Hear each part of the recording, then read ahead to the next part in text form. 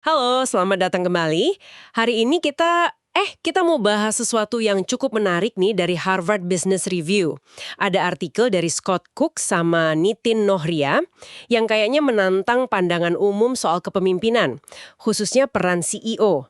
Anda tahu kan biasanya nasihatnya gimana? CEO itu urusannya yang gambaran besar aja, visi, strategi, alokasi sumber daya, gitu-gitulah. Fokusnya di apanya. Nah, urusan operasional sehari-hari yang bagaimananya, itu katanya sih mending delegasi aja, biar nggak dicap micromanager. Itu loh, pemimpin yang terlalu ikut campur detail teknis. Betul-betul. Ada semacam pandangan gitu ya. Kalau posisi makin tinggi, ya makin jauh dari detail operasional. Tapi, nah, artikel ini justru nyorot cerita dari perusahaan-perusahaan yang sukses banget. Ini kita ngomongin Amazon, Danaher, RELX, bahkan Toyota. Di sana, para pemimpin puncaknya malah sangat terlibat loh dalam detail pelaksanaan kerja. Mereka beneran masuk ke bagaimananya. Nah, ini kan yang bikin penasaran ya. Kalau terlibat detail itu sering dianggap negatif, kok bisa para pemimpin ini malah bawa perusahaan mereka sukses luar biasa? Apa bedanya sih keterlibatan mereka sama micromanaging yang ya sering dikeluhin karyawan itu? Itu dia yang mau kita coba bedah bareng hari ini. Kita lihat gimana pendekatan turun tangan ini bisa berhasil. Misi kita ya menggali prinsip di baliknya, dan kenapa, meskipun kelihatan jelas, cara ini kok susah ditiru ya? Kuncinya sepertinya ada di bagaimana cara mereka terlibat. Ini bukan soal ngambil alih kerjaan tim atau mendikte tiap langkah, bukan itu. Keterlibatan mereka itu lebih bertujuan buat menetapkan standar, mengasah cara tim mecahin masalah, dan juga membangun sistem biar orang lain bisa kerja dengan otonomi tapi ya tetap disiplin gitu. Jadi mereka hadir bukan buat ngontrol tapi malah memberdayakan. Oke, coba kita bandingin ya. Pandangan konvensional kan, kayak kata Peter Drucker, itu eksekutif itu arsitek, bukan tukang. Di pelatihan CEO baru juga sering diingetin, jangan kayak COO gitu loh. Ada asumsi kuat kalau fokus ke detail eksekusi itu malah menghambat mikir strategisnya. Tapi ya itu tadi, pemimpin kayak Jeff Bezos di Amazon, Larry Culp di Danaher, terus GE, Eric Engstrom di RELX, sampai Eiji Toyoda di Toyota. Mereka semua punya ciri khas, peduli banget sama bagaimana pekerjaan itu dilakukan. Perbedaan paling dasarnya itu ada di niat sama dampaknya. Mereka itu nggak meddle, nggak ikut campur urusan kecil tanpa arah jelas. Tapi mereka coach, mereka melatih tim. Terus mereka nggak override, nggak nimpa keputusan tim seenaknya, malah elevate, ngangkat kapabilitas tim. Mereka juga nggak hoard decision rights, nggak nimbun hak bikin keputusan buat diri sendiri. Justru malah ngajarin orang lain caranya bikin keputusan yang bagus. Hasilnya, keterlibatan mereka itu ngasih energi, bukan malah bikin lemas timnya. Tujuannya jelas, bangun sistem yang tangguh, yang bisa jalan sendiri walau mereka nggak ada. Nah, artikel HBR ini nemuin ada 5 prinsip inti nih dari gaya kepemimpinan ini. Coba kita lihat yang pertama. Mereka terobsesi dengan metrik yang dihargai pelanggan. Ini agak beda ya dari biasanya. Biasanya kan perusahaan fokusnya ke metrik internal ya, kayak biaya akuisisi pelanggan atau customer lifetime value. Bener. Para pemimpin ini justru ngebalik logikanya. Mereka terobsesi sama metrik yang nunjukin bagaimana perusahaan ngasih nilai tambah buat pelanggan. Contoh bagus itu Eric Engstrom di RELX. Itu perusahaan informasi dan analitik. Dia itu, nggak berhenti nanya selama puluhan tahun. Gimana pelanggan ngukur nilai dari kita? Kita tahu dari mana. Gimana produk kita beneran bikin kondisi ekonomi mereka lebih baik? Pertanyaan kayak gini terus yang akhirnya dorong transformasi RELX jadi raksasa teknologi dan analitik. Bahkan sahamnya jadi salah satu yang terbaik loh di FTSE 100. Itu indeks saham utama di London. Keren kan? Wah, iya juga ya. Contoh lain yang terkenal banget ya, Amazon itu. Jeff Bezos kan gak cuma ngomong harga murah, tapi dia beneran bikin sistem otomatis, kayak bot gitu, buat mantau harga pesaing secara real time, dan mastiin Amazon emang paling murah buat ribuan barang. Dia juga katanya terobsesi banget sama kecepatan pengiriman. Mendorong timnya bikin sistem pengukuran yang presisi banget, dari pas orang klik pesen sampai barang diterima. Terus, ya minta perbaikan terus-menerus. Iya. Obsesi pada nilai pelanggan ini hasilnya itu kejelasan misi yang luar biasa di seluruh organisasi. Jadi jelas banget arahnya. Karyawan di garis depan jadi tahu persis apa yang paling penting. Ini bukan micromanaging detail-detail acak ya, tapi fokus yang tajam banget ke hal krusial buat pelanggan. Yang ujung-ujungnya ya nentuin sukses gaknya bisnis. Ini memberdayakan, bukan malah mengekang. Oke, masuk akal. Prinsip kedua nih, mereka merancang cara kerja selesai. Nah, ini bagian yang menurut saya fundamental banget. Contohnya Amazon lagi, di awal 2000-an itu kan udah gede ya, tapi mulai kerasa lambat gitu geraknya. Bezos sama timnya lalu ngerombak cara kerja tim produk biar bisa lebih cepat. Salah satu inovasinya yaitu sistem tim yang independen dan decoupled, jadi terpisah satu sama lain. Ini agak ngelawan arus loh sebenarnya. Banyak perusahaan teknologi kan nyuruh pakai kode bareng biar efisien.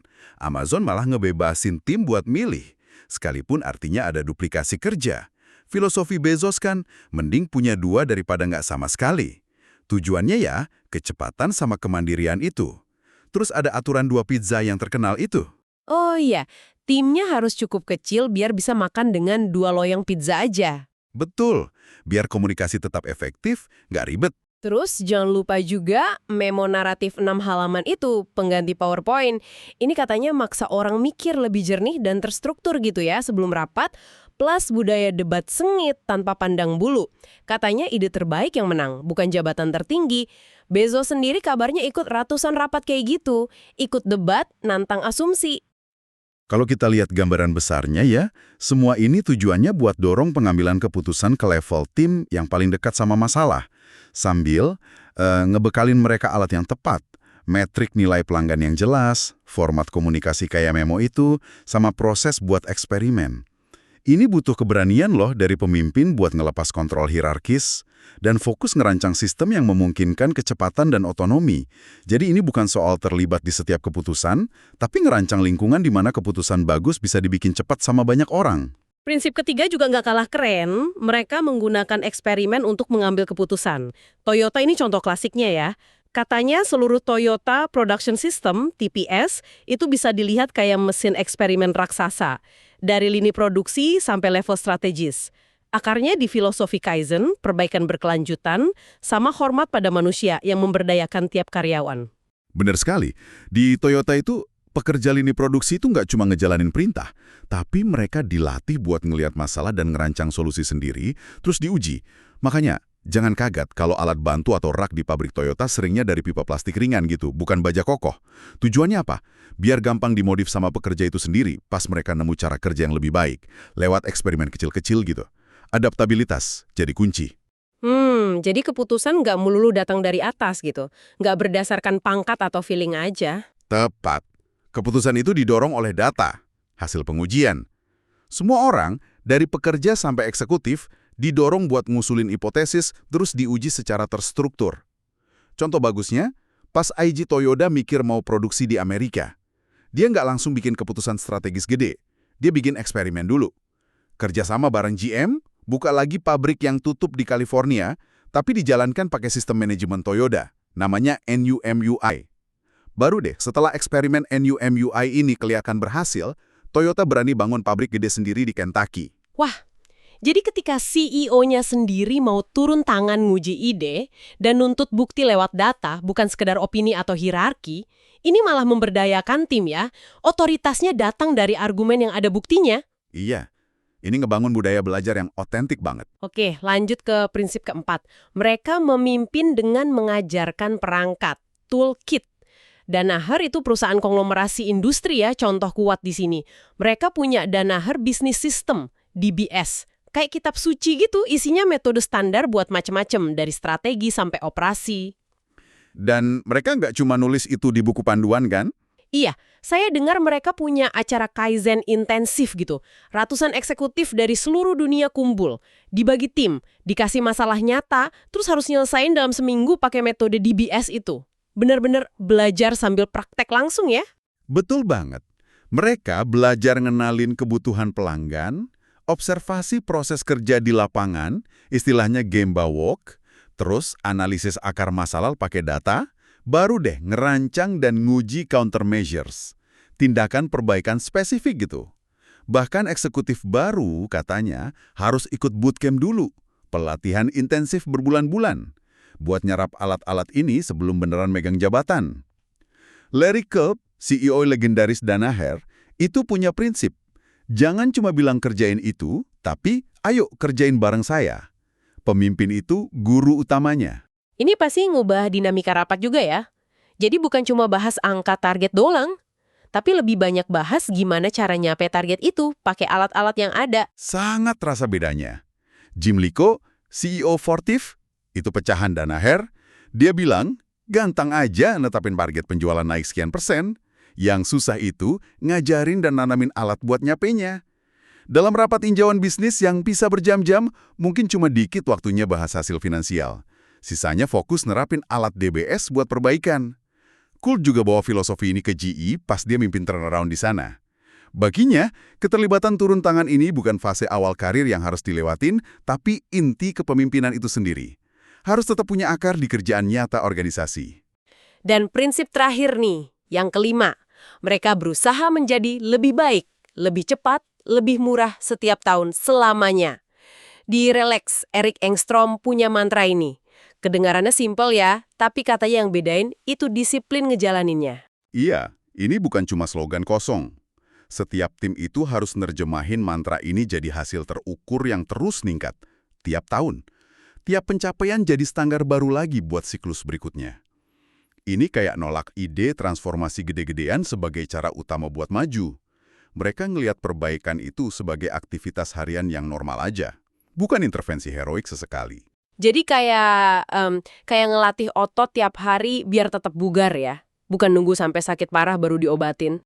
Analogi yang pas itu, Toyota bahkan katanya nggak suka kata solusi, karena kesannya masalah udah selesai gitu aja. Mereka lebih suka countermeasure, tindakan perbaikan bertahap yang selalu bisa disempurnain lagi. Logikanya, kalau nggak ngebangun kebiasaan perbaikan terus-menerus, ya pasti suatu saat butuh transformasi besar-besaran itu. Danaher nanem ini lewat DBS, Toyota lewat Kaizen dan Hansei atau refleksi diri, Amazon lewat infrastruktur A/B testing dan budaya eksperimennya. Intinya, perbaikan berkelanjutan itu cara kerja mereka, bukan sekedar program tambahan. Oke. Kelima prinsip ini kedengerannya kuat banget ya dan terbukti efektif di perusahaan-perusahaan tadi. Tapi jadi mikir nih, kalau metodenya sejelas ini bahkan kan dibagiin cukup terbuka ya, lewat buku, studi kasus, surat pemegang saham. Kenapa kok dikit banget perusahaan yang berhasil niru? Apa sih yang bikin susah banget? Ada beberapa lapisan kesulitannya sih. Pertama, ini secara fundamental nantang definisi peran CEO yang tradisional. Ekspektasi kalau CEO itu harus tetap di atas, fokus ke strategi makro aja, itu masih kuat banget. Buat ngubah ini butuh perubahan identitas kepemimpinan yang dalam. Dan itu nggak gampang, apalagi buat yang udah sukses pakai gaya lama. Jadi ada resistensi gitu ya, baik dari internal maupun eksternal, ke CEO yang dianggap terlalu turun tangan. Bisa jadi. Kedua, butuh disiplin yang, luar biasa. Buat bisa gerak lincah antara gambaran besar, artikel ini nyebutnya altitude sama detail spesifik, tanpa kehilangan arah atau malah ganggu ritme kerja tim. Keterlibatannya harus punya tujuan jelas. Ngasih contoh, ngajar, perkuat standar. Bukan sekedar pengen tahu atau ikut campur aja. Ini butuh kepekaan situasional yang tinggi banget. Dan yang paling fundamental mungkin ya? Nah, yang paling fundamental itu, ini bukan sekumpulan tips atau trik yang bisa dicomot satu-satu. Ini tuh sebuah sistem yang terintegrasi. Kelima prinsip tadi, obsesi nilai pelanggan, rancangan cara kerja, keputusan basis eksperimen, mimpin sambil ngajar, sama perbaikan tanpa henti. Itu semua saling terkait dan saling nguatin. Nggak bisa kita cuma niru memo 6 halaman Amazon terus berharap langsung jadi mesin inovasi kayak mereka. Nggak bisa juga cuma pakai istilah Kaizen terus otomatis punya konsistensi operasional kayak Danaher. Oh, jadi kekuatannya itu diintegrasi sama konsistensi penerapannya sebagai satu sistem utuh ya? Tepat sekali. Kekuatannya ada di jalinan antara praktek, norma, mekanisme umpan balik, sama keyakinan yang mendasarinya. Dan peran pemimpin puncak dalam merancang, mencontohkan, dan terus-menerus memperkuat sistem itu, nah itulah yang krusial banget dan susah ditiru. Jadi kalau disimpulkan nih, para pemimpin hands-on yang sukses ini sebenarnya kayak memperluas definisi tugas mereka ya. Bukan cuma nentuin arah aja, tapi juga secara aktif merancang dan nanemin bagaimana kerjaan dilakuin sehari-hari. Menanamkan kepedulian yang dalam banget terhadap eksekusi ke dalam DNA organisasinya. Dan hasilnya, ya kinerja superior yang tahan lama itu. Jadi bukti kuatnya pendekatan ini. Mungkin ini bisa jadi bahan refleksi menarik juga buat Anda yang dengerin. Dalam konteks peran Anda sekarang, sekecil apapun itu, bagaimana sih fokus yang lebih gede ke bagaimana keperbaikan cara kerja yang detail bisa bawa dampak positif? Ada nggak ya proses yang bisa dirancang ulang biar lebih efektif dan lebih memberdayakan? Sebagai penutup, mungkin ada satu pemikiran nih buat direnungkan bareng-bareng.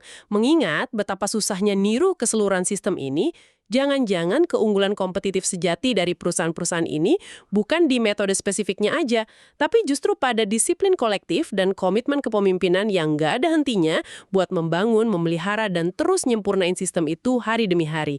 Gimana menurut Anda? Terima kasih sudah menyimak eksplorasi kita kali ini. Sampai jumpa di pembahasan berikutnya ya.